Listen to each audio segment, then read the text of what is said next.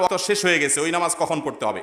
যদি নামাজ ওয়াক্ত মতো না পড়তে পারেন, ভুলে গেছেন, ঘুমায় গেছেন, হঠাৎ জেগে উঠছেন, তাহলে তখনই পড়ে ফেলবেন। মান নামা আন সালাতিন আও নাসিহা ফালিউসাল্লিহা ইযা যাকারাহা ফাইন্না যালিকা ওয়াক্তু। হাদিসে আসছে, যে ব্যক্তি ঘুমে কারণে নামাজ পড়তে পারলো না বা কোনো বিশেষ ব্যস্ততায় সে ভুলে গেছে, তাহলে যখন স্মরণ হবে, যখন ঘুম ভাঙবে তৎক্ষণাৎ পড়ে ফেলতে হবে। এটা জীবনে কালেবদ্রে হতে পারে, কিন্তু প্রতিদিন হলে সেটা অবশ্যই আপনার ক্ষমার যোগ্য না, বরং সেটা জঘন্য অপরাধ। এরপরে প্রশ্ন হলো, আমি কোরআন শরীফ শুদ্ধ করে পড়তে পারি না, কিন্তু আমি প্রতিদিন সকালে মসজিদে শুদ্ধ করে পড়ার চেষ্টা করি।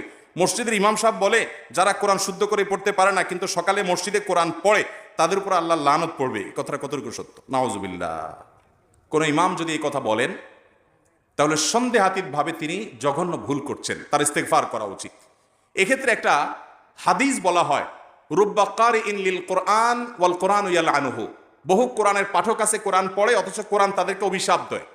এই যে হাদিস বলা হয়, এই হাদিসটা সম্পর্কে মুহাদ্দিসিন ইকরাম, হাদিস বিশারদদের মন্তব্য হলো এটা কোনো হাদিস না, এবং এটাকে নবী সাল্লাল্লাহু আলাইহি ওয়াসাল্লামের বক্তব্য হিসেবে কোথাও পাওয়া যায় না।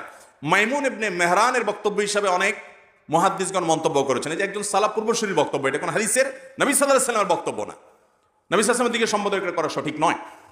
এটা হলো প্রথম কথা। দ্বিতীয় কথা হলো, যে ধরেও নেওয়া হয় হাদিসের অংশ হোক, সেটা মাইমুন ইবনে মেহরান, তিনি একজন সালাফ, তার উক্তি হিসাবে যদি ধরে নেওয়া হয়, তাহলে তার অর্থ আপনাকে কে বলেছে যে কোরআন শুদ্ধ করার চেষ্টা করে তারপরেও সে শুদ্ধ করতে না পারলে লানত পড়ে? কে বলেছে আপনাকে?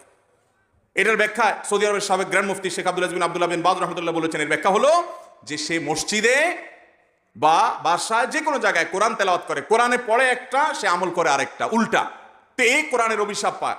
এরকম উদ্দেশ্যের কথা অনেক উলামা ইকরাম বলেছেন। যাই হোক, খোলাসা কথা হলো, আপনি কোরআন পরিপূর্ণ বিশুদ্ধ করে পড়তে পারেন না, কিন্তু চেষ্টা করেন, আপনি অবশ্যই আল্লাহর কাছে সওয়াব পাবেন। লানত পড়বে না আপনার, বরং কি হবে? আপনি সওয়াব পাবেন।